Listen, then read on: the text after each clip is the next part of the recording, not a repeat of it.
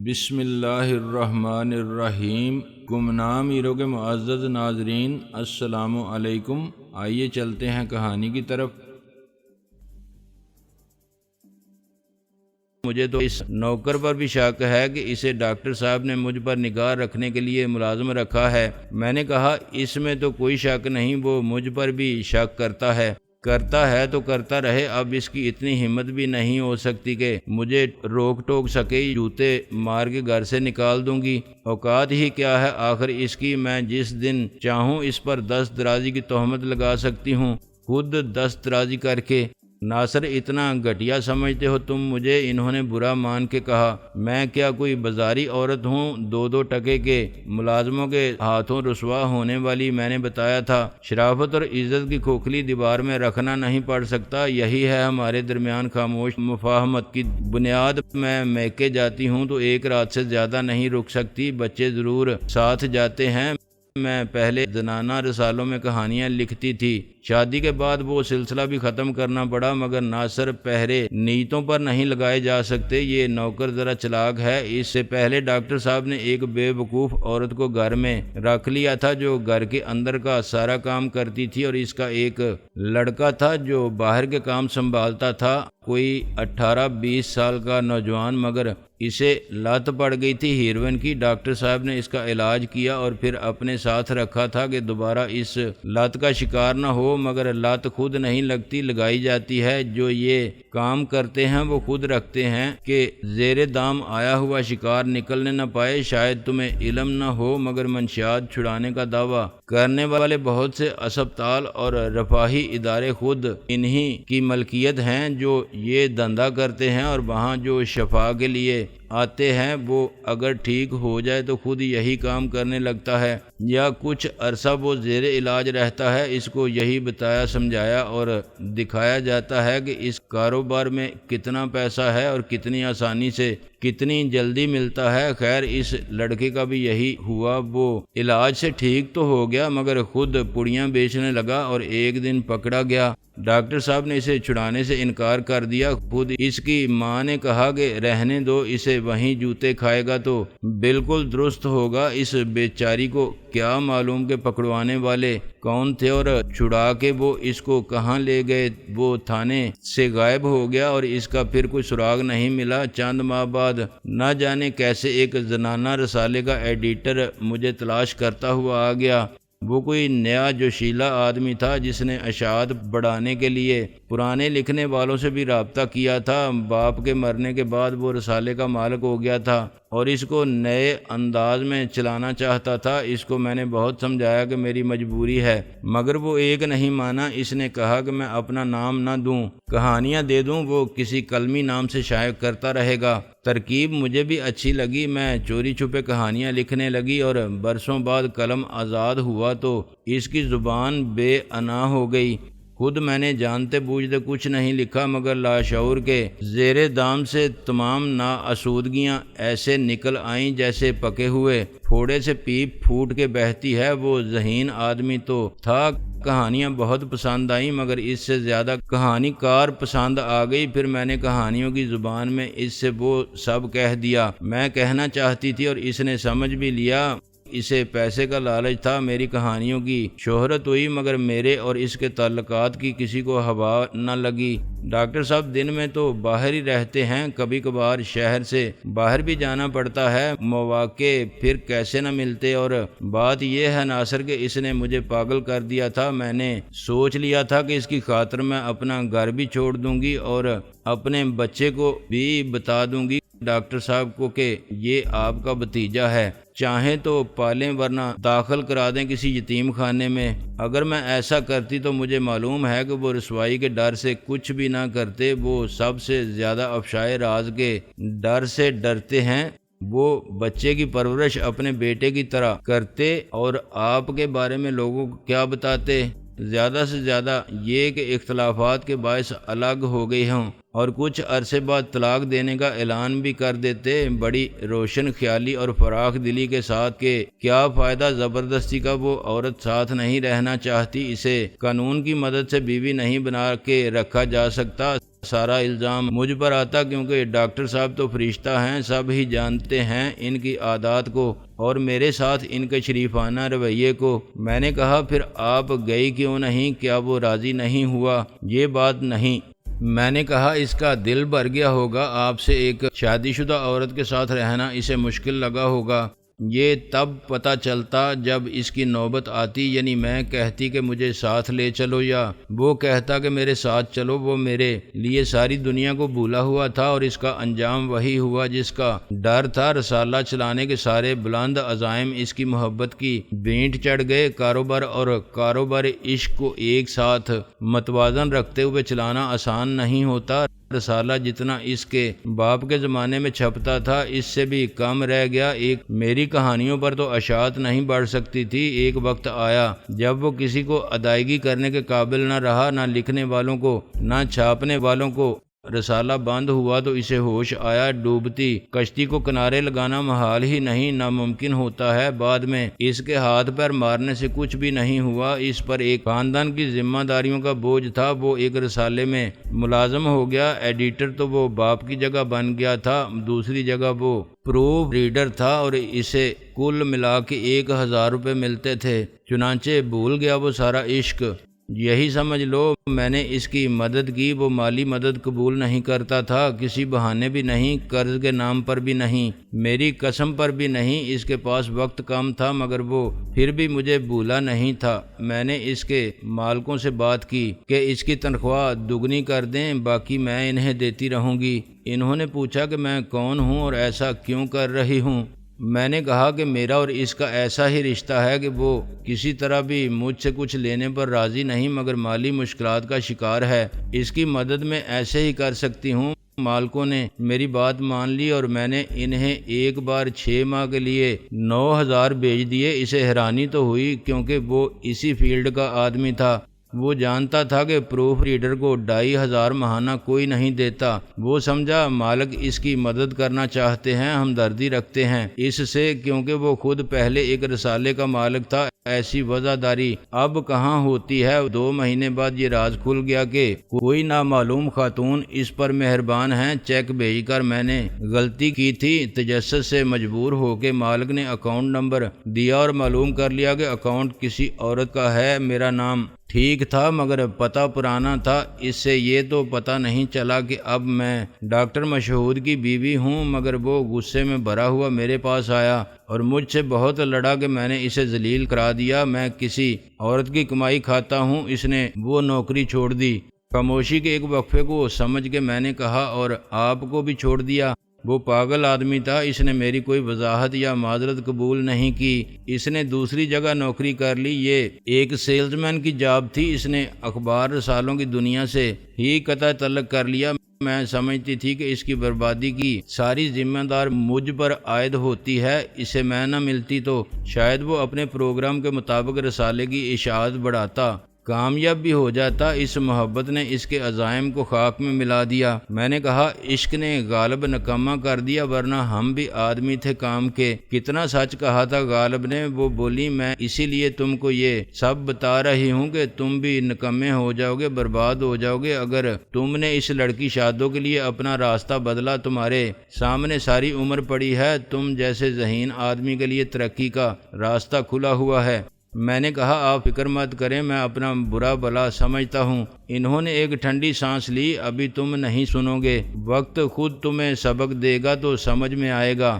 میں نے کہا اب وہ کہاں ہے؟ کینیڈا میں، بیگم صاحبہ نے کہا۔ جب مجھے احساس ہوا کہ اس کی زندگی کی تباہی کی ذمہ دار صرف میں ہوں تو میں نے اس نقصان کی تلافی کے لیے ایک قربانی دی، اپنی محبت کی۔ وہ کچھ عرصے ناراض رہا تھا لیکن مجھ سے دور رہنا اس کے بس کی بات ہی کہاں تھی۔ وہ لوٹ آیا اور جب اسے معلوم ہوا کہ میں اس کے بچے کی ماں بننے والی ہوں تو اس نے پہلی بار اصرار کیا کہ میں طلاق لے لوں اور اس سے شادی کر لوں۔ مجھے اس کے مالی حالات کا علم تھا۔ وہ اپنے خاندان کی کفالت نہیں کر پا رہا تھا، میرا بوجھ کیسے اٹھاتا اور پھر اس کے گھر میں مجھے کہاں قبول کیا جاتا۔ میں نے بہت سوچا اور پھر اپنے بھائی کو ایک خط لکھا۔ میں نے لکھا کہ تم نے جو سزا مجھے دی تھی وہ میں کاٹ رہی ہوں۔ اگر تمہارے ضمیر پر کوئی بوجھ ہے اور تم مجھ سے معافی مانگ کے اسے ہلکا کرنا چاہتے ہو تو تلافی کی ایک صورت ہے، تم ایک شخص کو کینیڈا بلوا کے سیٹل کرا دو، بس اسے یہ معلوم نہ ہو کہ اس میں میرا ہاتھ ہے، جیسے یہاں کسی کو معلوم نہیں کہ میری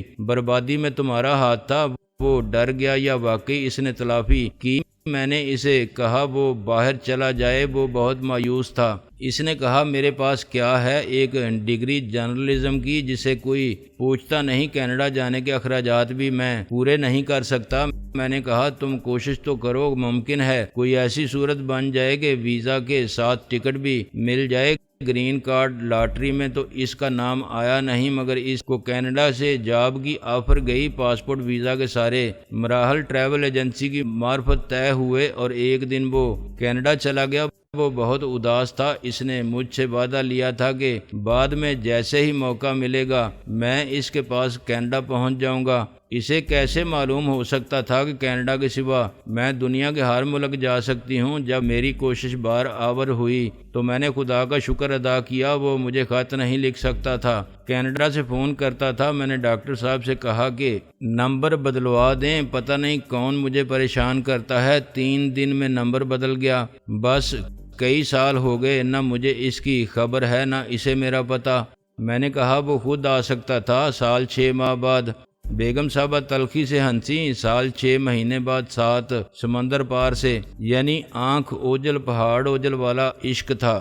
عشق ایسا ہی ہوتا ہے ناصر، جذبات کی اتنی عمر نہیں ہوتی، اور یہ جو عشق کا وائرس ہے یہ وصل کے موسم میں پھلتا پھولتا ہے، جدائی میں زیادہ دن نہیں جیتا۔ تم کہتے تھے کہ میں آپ کو اور آپ کے احسان کو ہمیشہ یاد رکھوں گا۔ دیکھ لو میری بات، اگر تمہیں یاد رہے گی تو صرف یہ رات۔ انہوں نے غلط نہیں کہا تھا، میں ایک تنکا تھا جسے وقت کی ہوا نے اڑا کے جذبات کے بلا خیز طوفان کی سرکشی کے بھنور میں پھینک دیا تھا۔ میری مزاحمت بھی بے سود اور لا حاصل تھی، کیونکہ میں تو ہوا سے بھی نہیں لڑ سکتا تھا۔ میں آنچ میں ملی ہوئی لطافتوں کے اور نرم خوشبوؤں کے بھنور سے کیسے نکل سکتا تھا؟ کسی ہپناٹائز ہو جانے والے کی طرح میں بیگم صاحب کی آواز کے سحر میں الجھتا چلا گیا، اور سنسنی خیزی میرے حواس پر مکڑی کے جالے کی طرح پھیلتی گئی۔ میری مدافعت خود بخود کمزور پڑنے لگی، یہاں تک کہ کسی سوئے ہوئے آتش فشاں کی طرح جو اپنے وجود میں جلا کے راکھ کر دینے والی آتش سیال کی طاقت رکھتا ہے، میرے خوابیدہ جذبات کا اندر دہکنے والا سارا لاوا ابل کے نکلا تو مجھے بھی خاکستر کر گیا۔ چنانچہ جب صبح ہوئی تو رات کی طرح وہ بھی ایک بالکل مختلف انداز ناآشنائی رکھنے والی صبح تھی۔ میں اس مسافر کی طرح جاگا جو رات کی تاریکی میں بس سنسان پہاڑی راستوں کے نشیب و فراز پر ستاروں کی چھاؤں میں بھٹکتا رہا، اور پھر تھکن سے ٹوٹ کر کسی چٹان کی سرد آغوش میں سر رکھ کر سو گیا۔ مگر آنکھ کھلی تو پہاڑ کے دوسری طرف اسے روشن آسمان پر سنہرے سورج کی کرنوں سے جگمگ کرتی وہ زمین نظر آئی۔ ویسے تو ازل سے ایسی ہی تھی، مگر اس کی آنکھ نے پہلے کبھی ایسا منظر ایسے نہ دیکھا تھا۔ وہ زمین کے ہموار سپاٹ راستوں پر مسافر تھا جس نے پہلی بار ایک بلند سرکش اور ناقابل تسخیر محسوس ہونے والی پہاڑ کی سرب فلک چوٹی کو سر کیا تھا۔ چند لمحے بعد وہ کسی مغرور فاتح کی طرح اپنی زمین کو اس بلندی سے دیکھ رہا تھا، تو یہ سارا منظر اور کائنات کا سارا حسن اس کی طاقت خراج تحسین دیتا محسوس ہوتا تھا۔ میں نے اس خوشبو کو دیکھا جو مجھے پہچان تھی، یوں کلون اور باڈی سپرے کی اور ٹیلکم پاؤڈر کی احساس آتش رکھنے والی خوشبو جو مجھ میں بس گئی تھی، مگر کچھ شرماتی ہوئی میرے کمرے میں اترنے والی صبح کی پہلی کرن سے سرگوشی میں کچھ کہہ رہی تھی، اور صبح کی وہ پہلی کرن شوخی سے مسکرا رہی تھی۔ آخر شب کے خواب ہنوز میری آنکھوں میں زندہ تھے، اور تنہا ہونے کے باوجود ابھی تک میں اکیلا نہیں تھا۔ گزر جانے والی رات کی سانسوں میں بسا ہوا وقت کے لمس کا ریشمی احساس میرے ساتھ تھا۔ طوفان کے تھپیڑوں میں اڑتے پتوں کی کھنک، سنسناتی ہواؤں کی دل نواز سرگوشی اور طرب انگیز خاموشی سے گونجتی رات کا ہر لمحہ میرے خیالوں میں ٹھہر گیا تھا، کسی کیمرے سے کھینچی ہوئی تصویر کی طرح جس میں پھولوں کے، تتلیوں کے اور کوسے قزا کے سب رنگ اپنی ساری شوخی اور بھرپور رعنائی کے ساتھ منجمد ہو جاتے ہیں۔ کسی لہراتی سیاہ چمکیلی لکیر جیسا نظر آنے والا ایک سیاہ بال کا تمغہ رفاقت تکیے پر اب بھی محو خواب تھا۔ میں نے اسے اٹھایا اور اپنی انگلی پر لپیٹ لیا، پھر ایک کاغذ میں محفوظ کیا اور جیب میں رکھ لیا۔ ایسا کرنے کی کوئی وجہ نہیں ہو سکتی تھی، مگر وجہ تلاش کرنا عبث تھا۔ جواز عقل تلاش کرتی پھرے، جذبات خود اپنا جواز ہوتے ہیں۔ شاعرانہ استعاروں کی زبان پرانی ہو گئی تھی۔ کلی سے پھول بن جانے کی مثال ایک بایولوجیکل حقیقت کے سوا کچھ نہیں، باقی سب تجربات کا تسلسل تھا جو ایک دن پر مرتکز ہو گیا، اور ایسا ہوا کہ اس دن ایک سرکاری سند کی رو سے جو عرف عام میں شناختی کارڈ کہلاتی تھی، تسلیم کیا گیا کہ ناصر عظیم ایک بالغ مرد ہے، اور حادثاتی طور پر ایسا ثابت بھی ہو گیا۔ چنانچہ کل اور آج کے درمیان ماضی و حال کی دوری بہت زیادہ لگتی تھی۔ اس احساس میں بڑی طاقت تھی کہ میں کوئی لڑکا نہیں، ایک مرد ہوں، بالغ اور خود مختار، چاہنے اور چاہے جانے کے قابل اور اپنی قوت تسخیر رکھنے والا۔ گزشتہ شب ڈاکٹر صاحب یقیناً شہر سے باہر مصروف تھے، مگر یہ بات اس بار مجھ سے یوں چھپائی گئی تھی جیسے لوگ انعام والے پرائز بانڈ کو چھپاتے ہیں۔ یہ راز افشا ہو جاتا تو شاید میں پھر ضروری کام سے نکل جاتا اور اس دام ہم رنگ زمین میں گرفتار نہ ہوتا جو صرف میرے لیے بڑی خوبصورتی سے پھیلایا گیا تھا۔ میں غسل کر کے نکلا تو میں نے بچوں کے خدا حافظ کہنے کی اور پھر گاڑی کے روانہ ہونے کی آواز سنی جو بچوں کو اسکول لے گئی تھی۔ ڈریسنگ ٹیبل میں بال بناتے ہوئے میں نے بیگم صاحبہ کا بھرپور سراپا اپنے پیچھے دروازے کے فریم میں دیکھا۔ ان کے بال جو ہیئر ڈرائر سے سکھائے جانے کے باوجود پوری طرح خشک نہیں ہوئے تھے، ان کے شانوں پر بکھرے ہوئے تھے۔ انہوں نے بڑی سادگی سے اپنا پسندیدہ لباس پہن رکھا تھا، یعنی ڈاکٹر صاحب کی سفید مردانہ شرٹ اور اپنی جینز۔ ہر عورت اپنی اس ادا کو پہچانتی ہے جو سب سے زیادہ معصوم لگے مگر سب سے زیادہ قاتل ہو۔ بیگم صاحبہ کا یہ روپ رات والے اہتمام کے مقابلے میں کچھ بھی نہیں تھا، مگر دن کے اجالے میں یہی انداز محبوبی زیادہ نظر نواز لگتا تھا۔ انہوں نے ہلکا سا میک اپ بھی کیا تھا۔ ان کی آنکھوں کی مسکراہٹ میں اور عارض کے رنگ میں حیا کا بڑا شوخ انداز تھا۔ انہیں اپنے جذبات کی بے اختیاری پر کوئی ندامت کی خلش نہیں تھی اور اپنے اختیار کی حد سے تجاوز کر کے تسلط حاصل کر لینے پر معذرت بھی نہیں تھی۔ اپنی قوت تسخیر کا غرور بھی نہیں تھا اور احساس جرم کی ملامت بھی نہیں تھی۔ وہ ویسی ہی تھیں جیسی ہر روز ہوتی تھیں، مگر مجھے بدلی بدلی سی لگ رہی تھیں۔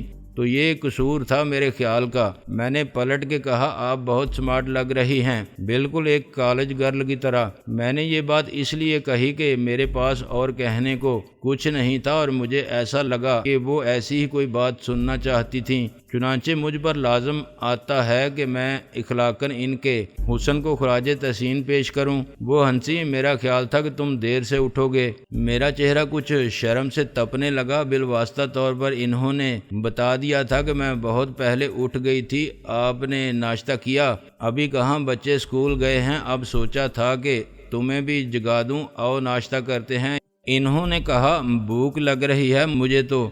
میں نے ان کے شانے کے گرد بازو حمائل کر دیا۔ بھوک تو مجھے بھی پھر محسوس ہو رہی ہے، حالانکہ کل رات انہوں نے سچ مچ شرما کے اور اٹھلا کے اور گھبرا کے میرا ہاتھ اپنے شانوں پر سے ہٹا دیا۔ کیا کرتے ہو، دیکھ لے گا کوئی۔ میں نے اپنی بات جاری رکھی، رات کو بہت زیادہ کھا لیا تھا۔ کیا پھر ڈاکٹر صاحب کہیں گئے ہوئے ہیں؟ انہوں نے نظر بھر کے مجھے دیکھا اور سر ہلایا۔ ہاں، اور اس ایک نظر میں وہ سب کہہ دیا جو الفاظ میں کہنا مشکل تھا کہ ایک رات میں نے دروازہ کھلا رکھا تھا مگر تم بھاگ گئے تھے۔ بزدل، جب تم نے دروازہ کھلا چھوڑا تھا پھر میں کیسے نہ آتی، جب تم جانتے ہو کہ میں ہی مجبور تھی۔